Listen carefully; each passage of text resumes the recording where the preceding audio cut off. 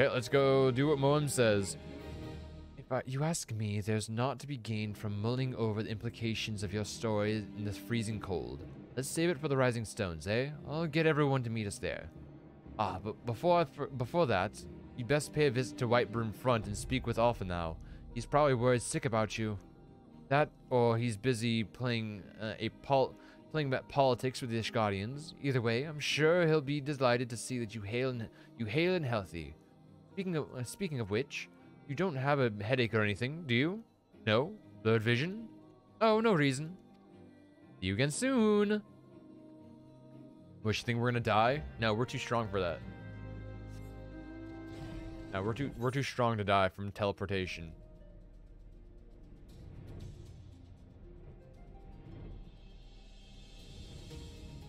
We're too strong.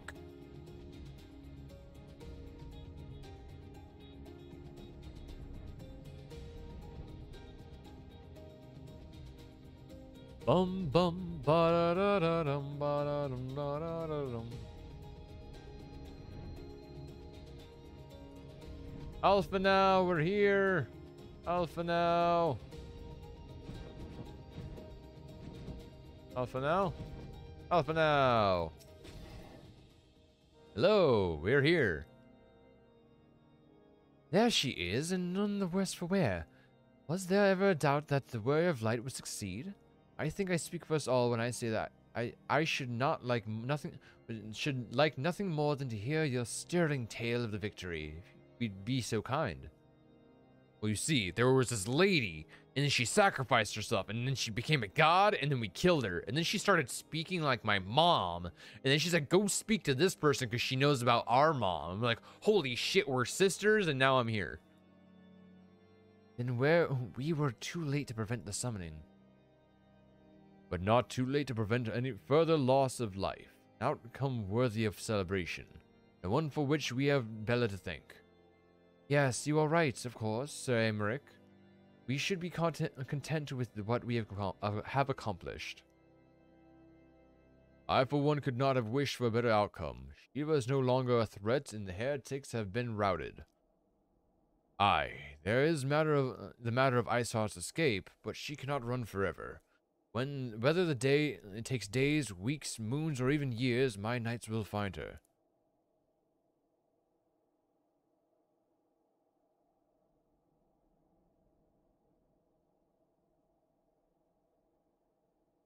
In the meantime, Lord Drillmont, is the caravan ready? The supplies that your men recovered have been prepared for transport in accordance with your wishes. Rest assured that my knights will see them safely to Revenant's Toll. Of that I have no doubt. I take it these are the self-same supplies the heretics stole from the House Forteau's caravan?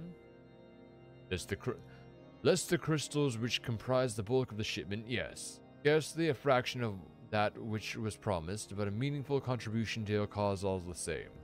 Oh, on an unrelated note, Bella, I trouble you to accompany me to Camp Dragonhead at your earnest convenience.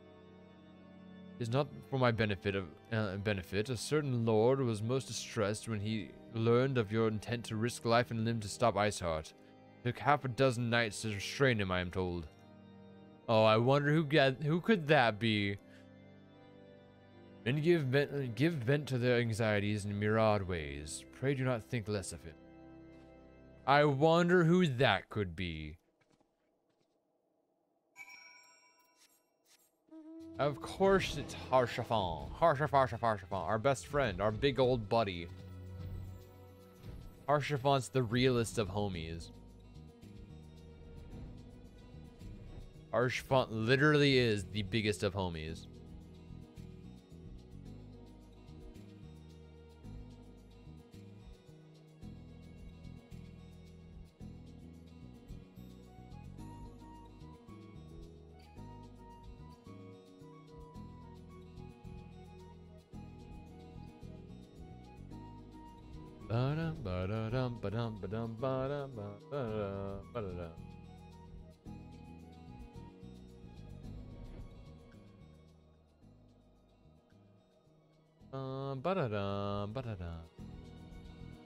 Harshaphon.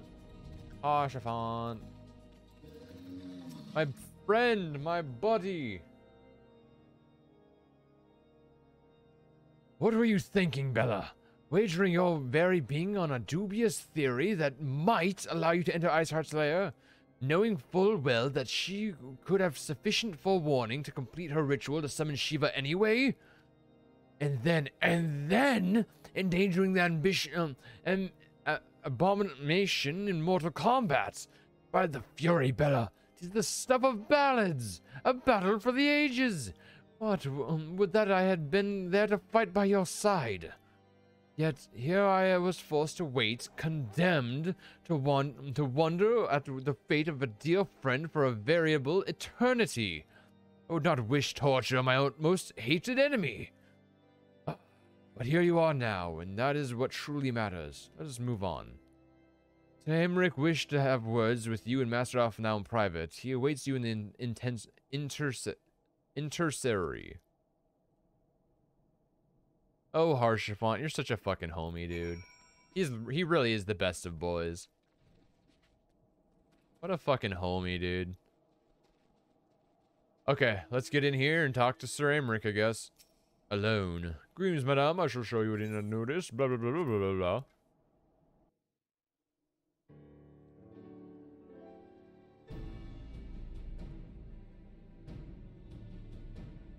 On behalf of the Holy See of Ishgard, allow me to express my deepest thanks.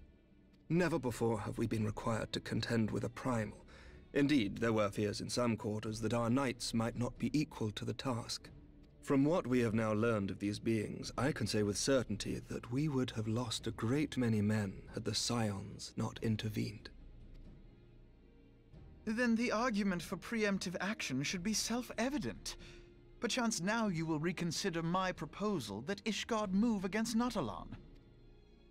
Ere we first met, a similar proposal was tabled, but the Holy See decreed that we were to observe, and that military action should be taken only in self-defense.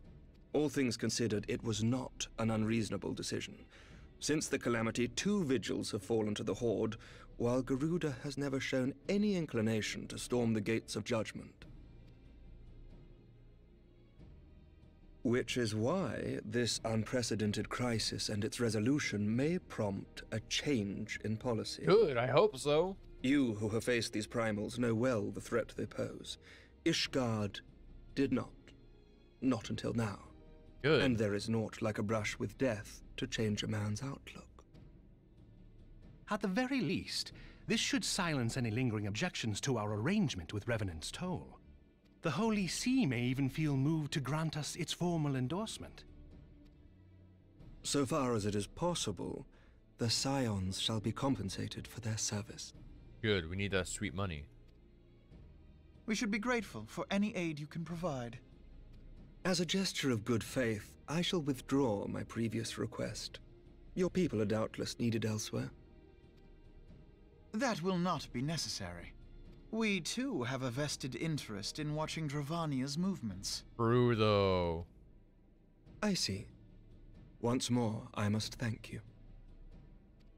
Sir Emmerich, if I may, do you truly believe that Midgardsormr could return? Maybe. The heavens are a window unto truth, but those who interpret their movements are not infallible. I requested your involvement as a precautionary measure. Oh, sure. But of course, you sought an excuse to compensate us from the first, mindful of what would happen if Revenant's Toll were taken by your enemies. Ishgard is not wont to aid its neighbors, but that does not preclude it from manipulating them to serve its own interests. Choose your next words carefully. Hey, I'm on Alphanau's side, just saying.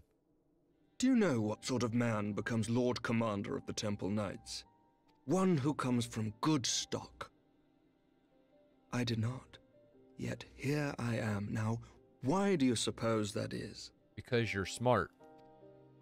Because I swiftly learned to tell the difference between words, deeds, and beliefs. Good, that's what we need. But You are still. correct, Master Leveilleur.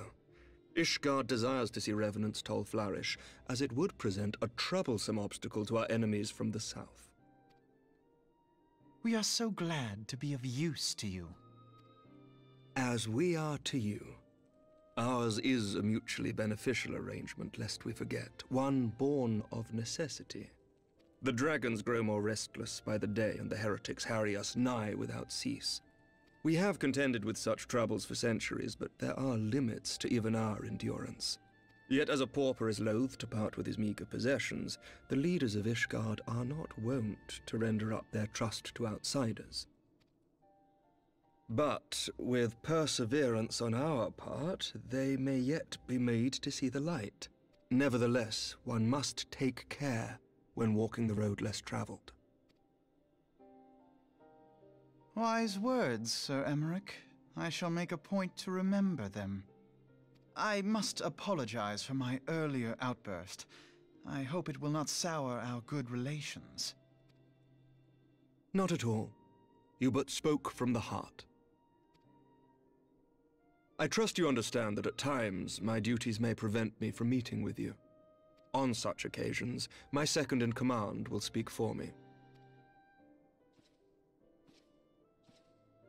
Lucia, at your service. Ooh, Lucia. Pray excuse our reticence. We are but wary of speaking too freely, lest our sentiments be made known to our enemies. Know that the Lord Commander and I are of one mind. For the sake of Ishgard, and of Eorzea at large, I pray our peoples can put aside their differences. I hope so too. Those who dwell in the past risk losing sight of their future. Wait, making a comment about my slime hat? Should aught befall one of our shipments, pray inform Lucia immediately. You may also relay to her any words you might have for me alone.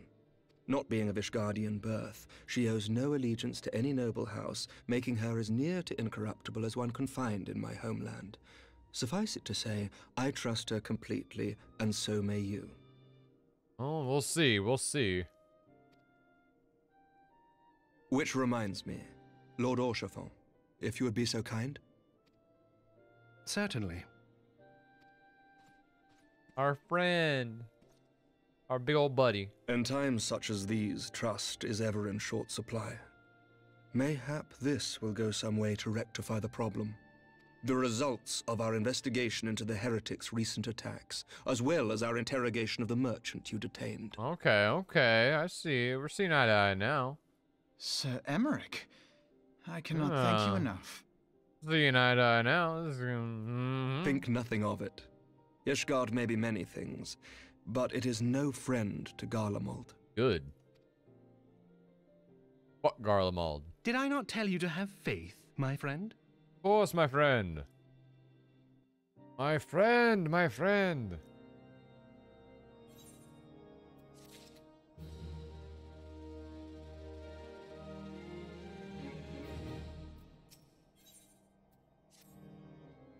For now, it would seem we have much to discuss with our friends at the Rising Stones. What you say is true. Iceheart's methods of summoning Shiva defies all precedent. It necessitates a complete reprisal of the primal threat and of our approach to combating it. Moreover, there are grave ramifications if word of this incident reaches Imperial ears. The Garlean Empire believes that primals are an insufferable menace, that their mere existence is a threat to this very star. As such, they deem any action taken against the beast tribes to be justified by default. Imagine then, if it became known that it was not only the beast tribes of Eorzea that could summon primals, their civilized peoples as well. Any lingering objections to the Eorzean campaign would vanish overnight. Where before we had to contend with a single Imperial Legion, we could well find ourselves facing the combined might of all Garlemald. But I speak unadvisedly. Come, Bella, it is better that we continue this conversation in Mordona. To the Mordona. Hey. Let's go.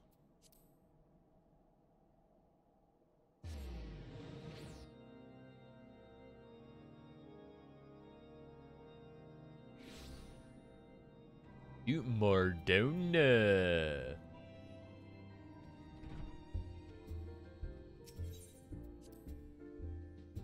Bum bum ba da da da da ba da da da da da da.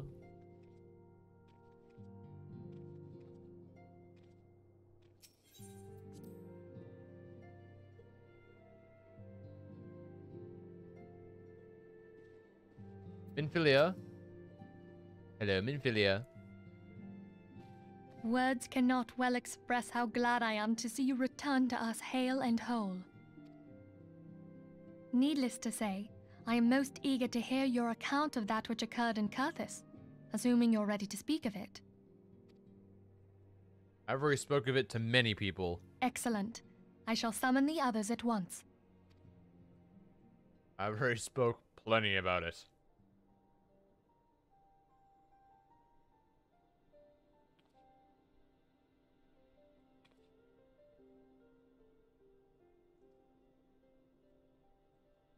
Iceheart used her own body as a vessel for a primal soul? Yes. Master Louisoix's writings make no mention of such a possibility. Can we be certain this entity was a primal? As certain as we can be that good King Mogglmog XII was a primal, I should think. Both were ostensibly summoned. True. Let's not quibble over definitions. Of more concern is the implication that Iceheart retained her will, even after she was possessed. We are talking about a mortal, wielding the power of a primal. Dankard brings up a very good point. It can't possibly be that easy, can it? There must be some sort of sacrifice required. Or maybe she's just special? Well, she did. What qualities this woman possesseth, I know not. But full sure am I that she was groomed for this role. She did bring up how she has connections to Hydaelyn. Just saying, that could be a big deal. Are we not going to bring that up? She has connections to our mama. Few are privy to the secrets of summoning, and but a single party standeth to profit from their dissemination. Well, I wouldn't presume to comment on how the lass came to know about summoning, but I will say that what she summoned was a primal. The readings were the same, or near as damn it. Strange as it all sounds, it's really no different from what you've faced before. True. Very good point. Mayhap it is time that we re-examined our previous encounters. Pack your things, Ida. We're going back to Gridania. Yes, sir. About Iceheart's final words to you. Hear, feel, think. Hydaelyn. Hydaelyn speaks to her as well. Yes, we knew that already. Finally, it's if brought up. If Iceheart is blessed with the power of the Echo, she will doubtless have used it to further her goals.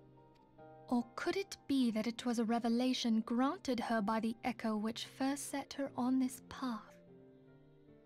She did say that the Ishgardians were blind to the truth. Do you think she has knowledge of the origins of the Ishgardian-Dravanian War? It would do much to explain her unwavering conviction. Did not the Lady Iceheart implore thee to seek the Keeper of the Lake? And did she not imply that in so doing thou wouldst come to see with eyes unclouded? Midgard-Zoma was a king amongst kings who reigned for centuries on end. But he is dead and his wisdom lost to the ages. Unless the Ishgardians' fears are well-founded. It would seem we have yet another reason to stand watch over the Keeper of the Lake. For a mercy, we are well positioned to do so. Iceheart, Shiva, Ascians, and Midgard-Zoma. I shudder to think how they're all connected. They're all connected in some way. They are all connected in some way. The reason royal. I mean to scour the annals for knowledge of Midgard-Zoma. Given his great age, I dare say he appears in more than a few. You hear that? The commotion outside. See aught is amiss?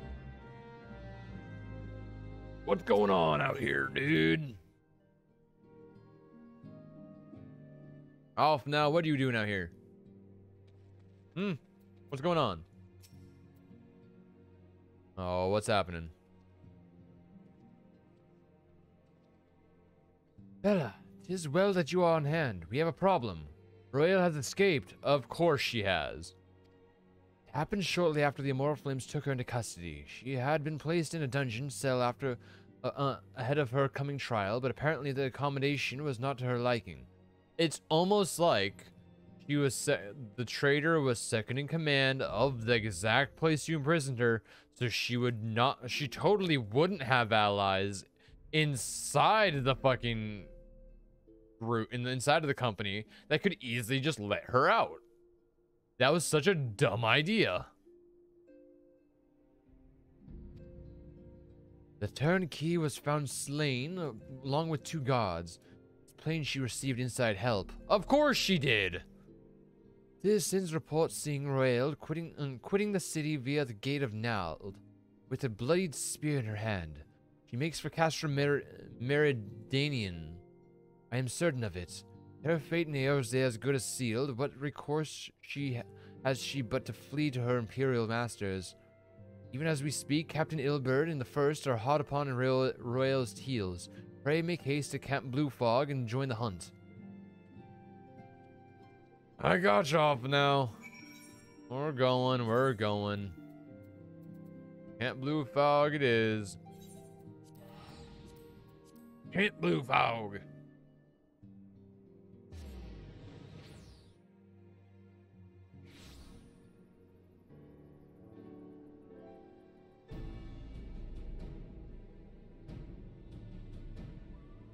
Okay, we're in Camp Blue Fog. Where is Captain? There's Edelberg. Edelberd. My thanks for coming, Scion. I have spoken with the soldiers here. They say that Royale walked through the camp not a bell ago. Aye, she walked right through. Not miss here. We have Royal Bond's decision to make and to keep the matter secret to thank for that. Bad for morale, he said.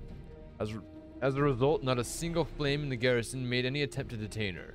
And so here we are. Royale must not be allowed to reach Castra Meridanian. No, we gotta go get her. Go fucking tackle her. Tackle her to the ground and punch her in the right boob, like I said. Specifically the right one.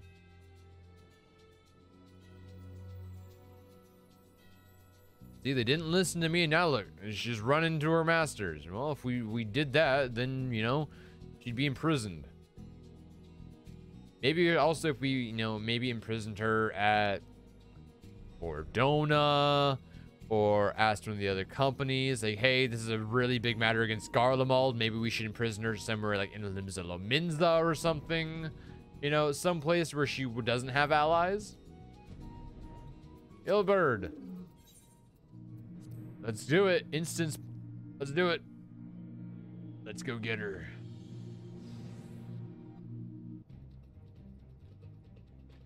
Wretch was with the Royale. He threw himself at us. At his mistress's might escape. She didn't blink when she cut him down. Not even when he started screaming. No loyalty even to her own. The goddamn harpy. With me, Scion, we almost have her. Go get her. I have a cut on the back of my neck. Look at this motherfucker. Let's get her. This traitor. You dumb glasses. Girl, we're gonna kill every one of your allies. And after that, I'm coming for you.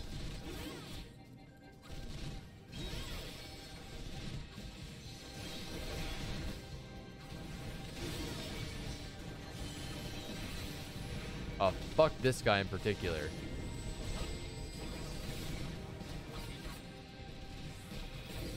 Yeah, fuck you.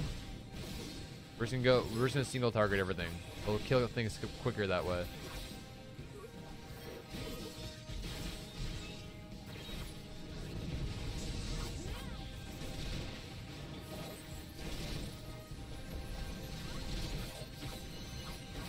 Take out the big boy right here.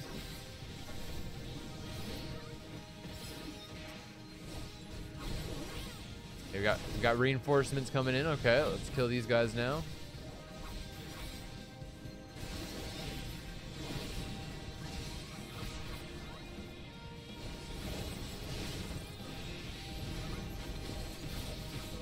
Yeah, we one-shot that thing. Fuck that thing in particular.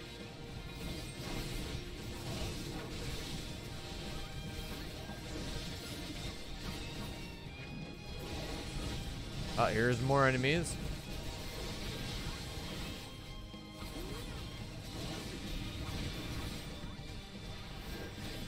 Yeah, get out of here, you healer.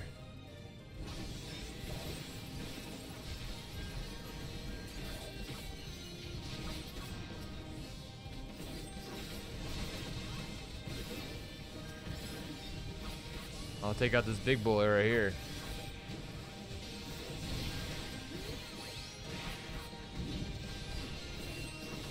Press the wrong button. Whoops.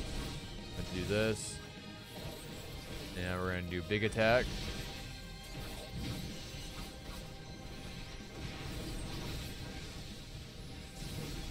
One of our bowmen have died.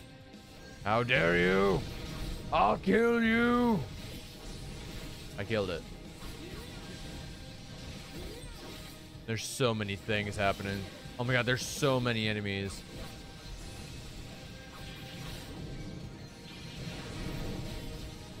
I don't know how we can survive this one. I'm gonna be honest with you. There's a lot of boys.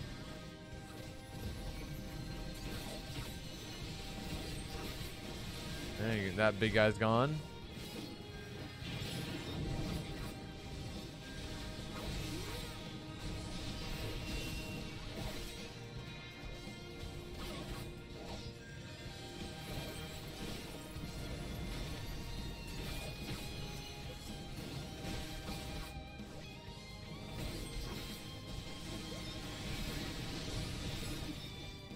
Yes, we did it. We killed her. We killed the woman. Fuck her. Fuck her in particular. Oh, she's still alive.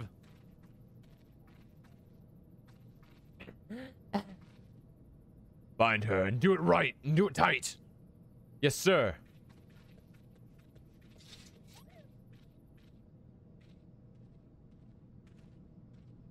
Good work, men.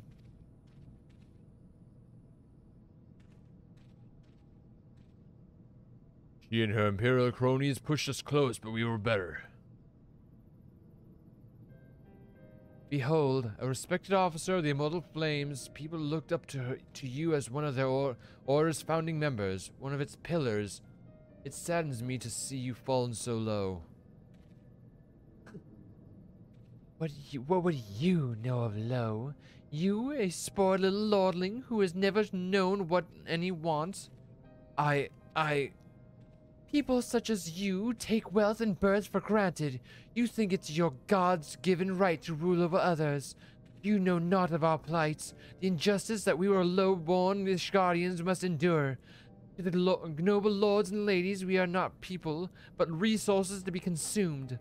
I did what I had to do to survive. Stealing, killing, even whoring myself. It is no fault of mine if fools imagined me a paragon when I joined the flames. Well, fuck you still. I heard you tell it. One would think you the only person ever to have suffered. In case you've forgotten, Reborn himself was born into poverty.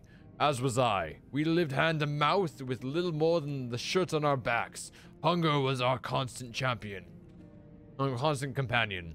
Yet never did we bemoan our lot in life, nor did we begrudge others their fortunes. We accepted the hand that we had been dealt, and played it to the best of our ability. Life was a battle, aye, but no matter what fate threw at us, we took it on the chin and came back for more. Everything we have, everything we fought for. How are we any different then? It's true that we were both mercenaries of low birth, and 'tis true that we have both had our fair share of struggles. But whereas I sold my sword, you, marshal, sold your comrades. If life was taught me one thing, it is that you would never betray your own. I would sooner cut my own arm off than raise a hand against a friend. But enough talk. You will return to Ul'dah to face justice and the people whose trust you have dragged through the gutter. Yeah, fuck her in particular. How dare she?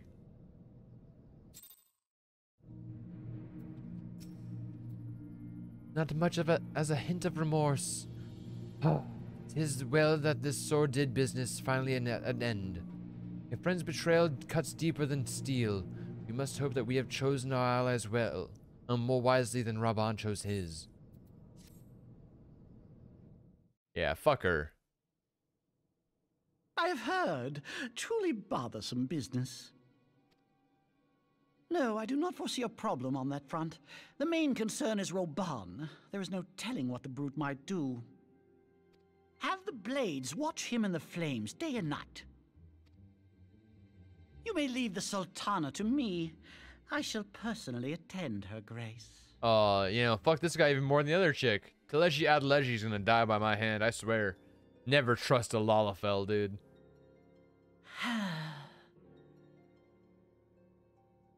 This guy is getting kicked in the face. Sever one of the East Aldenard trade routes. That ought to keep Lolorito occupied for a while. This guy specifically, I'm kicking in the face.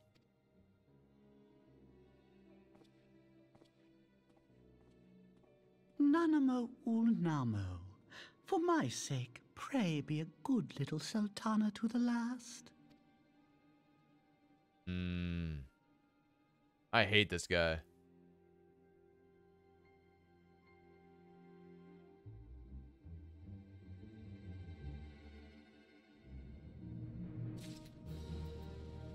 Use it on this class. Let's see. Ba-da-ba-da. Can I be used on this class? Okay, monk it is. And ba-da-ba-da. New weapon for monk. These ones look like. Oh, those are pretty cool. Those are pretty cool.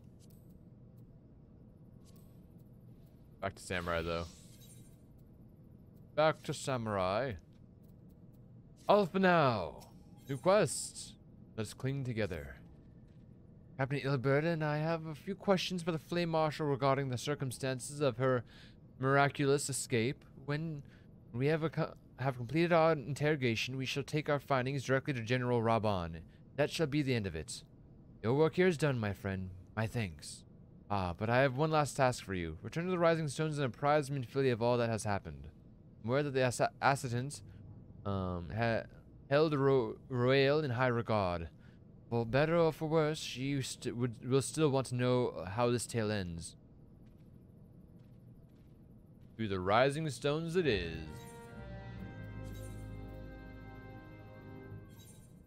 Hey Minfilia, this chick that you liked? Yeah, she's evil, and I punched her in her right boob like I said I'd do.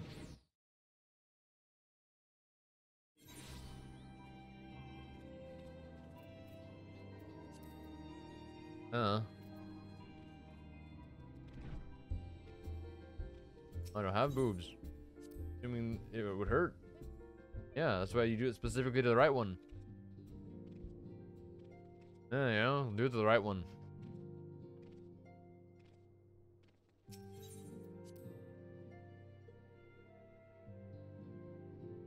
Hey Minfilia, here to report some findings.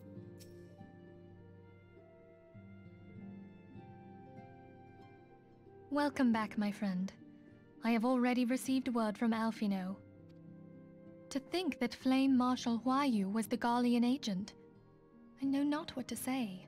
It was Ryu? I thought it was Royale. Ryu. I would never have guessed that from the spelling. Together with Reborn, Eileen lent us much needed aid at the time of our Order's founding. She was particularly passionate about the need to tackle the primal threat. When we discussed the subject, her eyes fairly shone with determination. Whatever else she may have been, I choose to believe that it was her true self with whom I spoke then. But now is not the time to dwell on such matters. I have an important announcement to make regarding our effort to defeat the Ascians. We shall begin as soon as everyone is assembled. Sounds like a plan.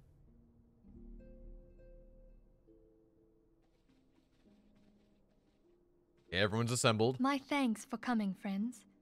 Moonbreeder, the floor is yours. What do you got for us, By Moon now, One? I'm sure you're all familiar with white auracite, the miraculous material that'll allow us to capture Asian souls. Back at Snowcloak, we verified its ability to absorb vast amounts of ether. Oh, so this is gonna be the vessel where we absorb them into and then we break it to kill them? Ah, Alas, I see. it leaves something to be desired in the area of stability. The stone can only store ether for a short while before expelling its contents. In addition to auracite's inherent limitations, we must needs be wary of our enemy's strength. Our foe draweth upon an infinite wellspring of power. Even should we succeed in entrapping him, the stone will not long contain his wrath. Meaning that, if we want to kill the swine, we'll have to be quick about it. Makes sense. 'Tis our belief that an Asian soul may be permanently undone, if smitten by a sufficiently concentrated burst of pure ether. The only trouble is, we can't say for sure how concentrated the burst needs to be. Without knowing how much ether an Asian soul is composed of, we're basically guessing. Well, that's kind of how science Our works, right? sole clue lieth in thy struggle with La Hebrea. Kind of how guessing how science works. You kind of just guess until you guess, and it never times to where you find out a concrete thing after guessing a certain amount of times. During that encounter, Heidelin bid you forge what she called a Blade of Light, a weapon which took the form of a luminous stream of energy. Based on your description, we believe the blade with which you vanquished your foe was composed of ether. Admittedly, your victory proved ephemeral, as La Hebrea was able to use a crystal of darkness to flee into the space that lies between our world and the void. Yeah. The fact remains, however, that Heidelin placed the means to destroy the Asians in your hands. Because I'm just that cool. Be that as it may, it would be unwise to assume that she will do the same when we next encounter such a foe. Quite so, my lady. We must needs find the means to forge our own blade of ether, one to equal that which Heidelin did benevolently bestow upon her champion. That is all well and good, but it seems to me that producing such a blade will require a prodigious quantity of ether. Whence will it come, pray tell? Oh, what if we had two pieces of white auracite? One to trap the Asian, and the other to store the ether for the blade. Smart, Ida. Oh, nice try. But it's as I said, the stone won't hold ether for any length of time.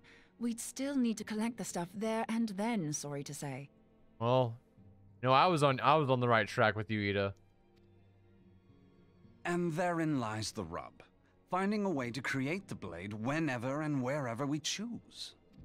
'Twould seem more research is in order. I'm going to linger a while, perform a few more tests on the auracite.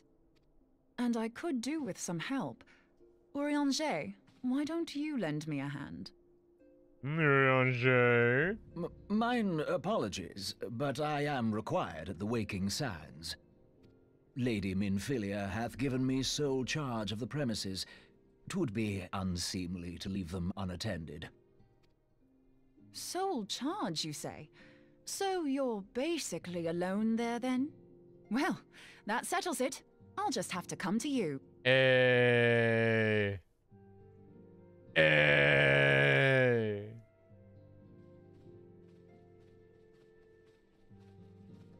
You're stuck with her, Urianger. You're stuck with her. Word arrived from the Charlian motherland. You will recall that a survey party was dispatched to investigate the incident at the Isle of Vow. What they discovered was troubling, to say the least. According to the report, the Isle has been erased from existence. 'Twas as if a hole had been torn in the very fabric of reality. What happened? Aye, yet the mystery endeth not with the Isle's disappearance. It hath come to light that a number of scholars in various other locales were reported missing at a similar juncture. Oh. What's more, they all had something in common with the head of the students of Baldessian. Every last one of them was researching a phenomenon called dimensional compression, or the rejoining as the ancient texts call it. I'll be damned if that's a coincidence. Yeah, just. All indications suggest Ascian involvement, but I sense that a force greater still is at work. The entity the Dark Beings call the One True God. True.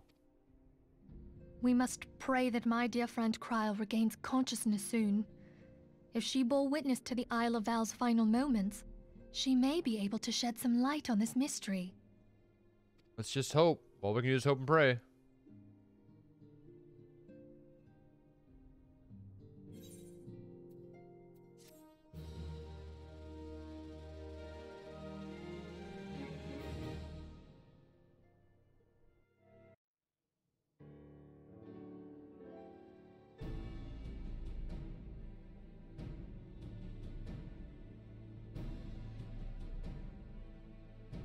Following the calamity, the forces of the 14th Imperial Legion entrenched themselves in strategic locations across Eorzea. So swiftly did they accomplish this, it was suspected that they had received help. To think that it came from Huayu, my right hand. Huayu. There is more. We have reason to believe that Huayu didn't deal exclusively with the 14th. She also answered to a higher authority in Garlemald. But this higher authority could not have been the Emperor. By consenting to the media project, Solus Zos Galvus showed himself to be more concerned about preventing the spread of primal influence than claiming Eorzea for the Empire. He would happily have seen the lot reduced to ash. We believe a number of high-ranking figures within the royal household were against the decision, but that they knew better than to oppose the Emperor openly. Of course, this didn't prevent them from making clandestine provisions, in which Huayu played a part. Alas, these provisions did not prevent Dalamud from falling, and the ensuing chaos changed the face of the realm forever. Yet Eorzea survived. To all intents and purposes, the Meteor Project had failed, and the Empire was left to rue its lack of a decisive means to eliminate the primals. Until, that is, it stumbled upon the Ultima weapon. Even before the accursed thing was dug up, it seemed to me the 14th had the might to overwhelm our weakened armies. Yet they chose to hide behind their walls. Why? The Black Wolf was wary of making the denizens of Eorzea desperate, lest more primals emerge to bleed the land. The discovery of the Ultima weapon, however, emboldened him to resume his war of conquest in earnest. Oh, I gotcha. But there was one in Garlemald who believed that Van Belsar's actions were premature. One who stood higher in the Imperial Army's chain of command. He ordered the Legatus to halt his advance, only to find that the Black Wolf had slipped its leash, and that the 14th now acted alone. In a bid to bring Van Belsar to heel, he used the agent he had planted in Ul'dah prior to the calamity to undermine the Legion's efforts. A man who outranks Van Belsar, yet opposed the late Emperor's decision to annihilate Eorzea. This could only be the former High Legatus of the Garlean army, now known as Emperor Varus Zos Galvus. So he was Huayu's true master. But one of several in actual fact. We've learned that even as Huayu served the Empire's interests, she sold Imperial secrets to a certain faction in Eorzea. In so doing, she helped to maintain the status quo, thus prolonging the conflict. Considering who stands to profit from war, it isn't hard to imagine who her other masters were. Seven hells! You mean to say that she was a double agent? Yeah, yes she was. Triple, if you consider her services to Van Belsar and the new Emperor as separate. True, very true. As neatly as these pieces seem to fit, one aspect of the puzzle remains unclear to me. By whose will was the Marshal feeding intelligence to the heretics? And try as I might, I fail to see how aiding their cause would profit either her Imperial or monetarist masters. Could it be that another hand is at work here? If so, Huayu must be made to reveal whose it is. Yeah, who else is involved? Not only have I lost a trusted friend, Now I must interrogate her as a stranger. Not a pleasant task, I grant you, but a necessary one. Unless we weed out the ivy, root, stalk, and stem, it will simply grow back. True. It's true. I know that full well. Those closest to Huayu have already been detained, and I will question them alongside her. General, pray keep in mind that there may be unwitting abettors among them. All will be treated fairly. On that you have my word. Those who are innocent have no cause to fear. You have ever been a friend of truth, General. I hope the unpleasant task of weeding out falsehood will not detain you too long. Though it be for the sake of Eorzea, doubting one's comrades is poison to the soul. True. And with that, I take my leave.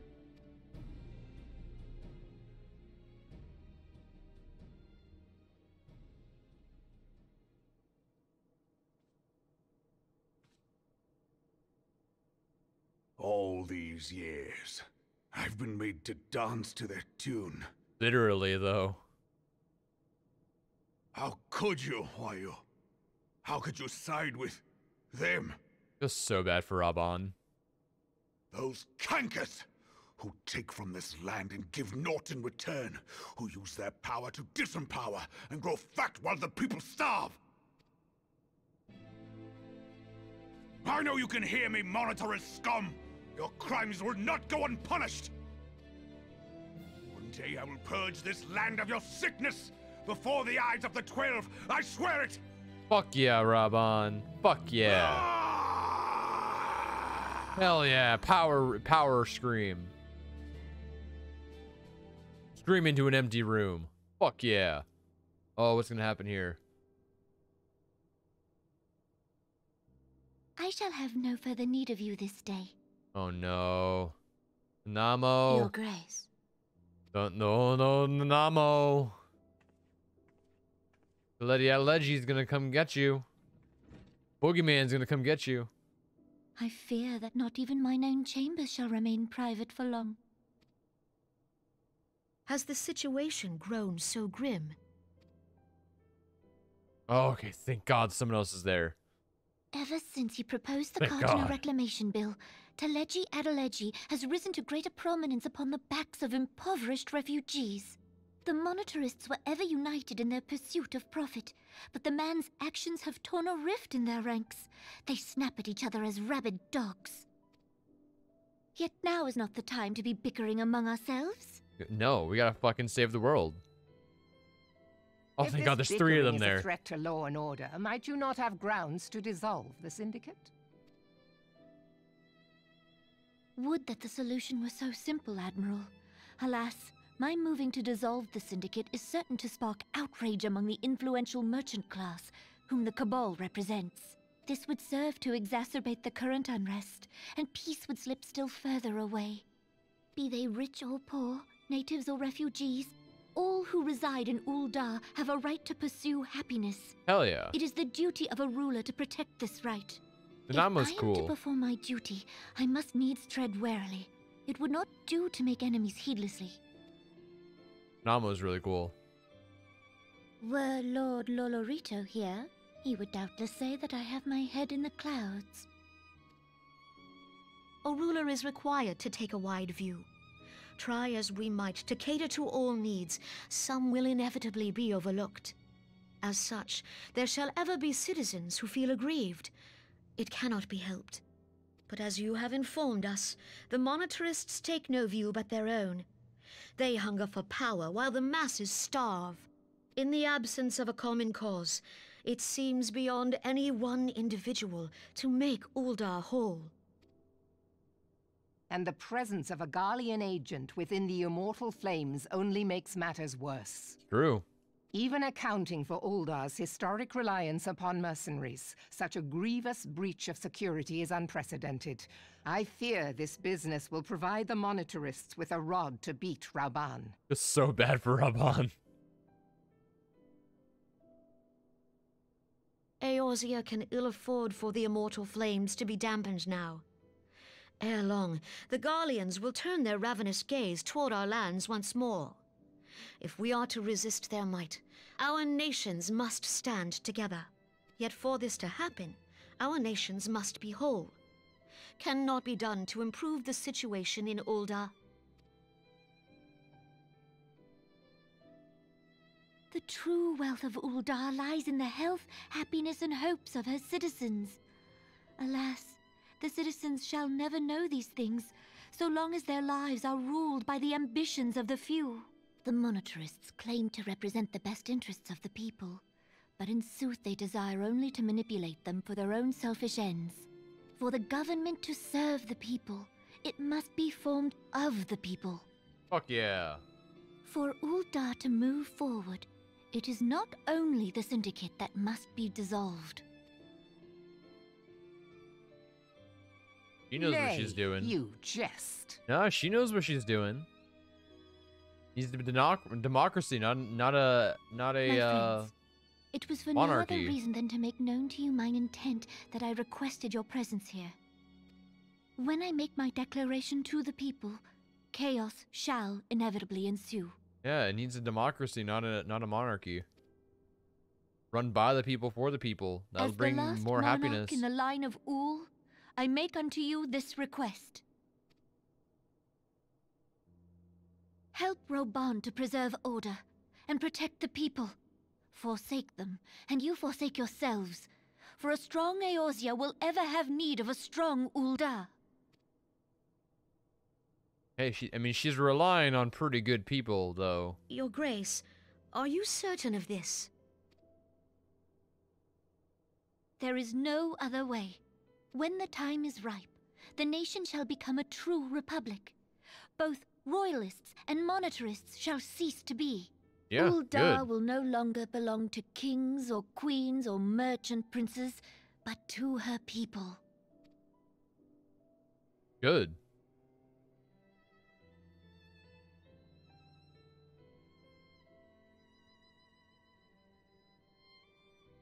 Reborn, forgive me for casting aside all that you have toiled for in my name. Poor Reborn, dude. Beyond this gesture, I am powerless to help my subjects. Poor Reborn, dude. They just keep shoving him down lower and lower and lower.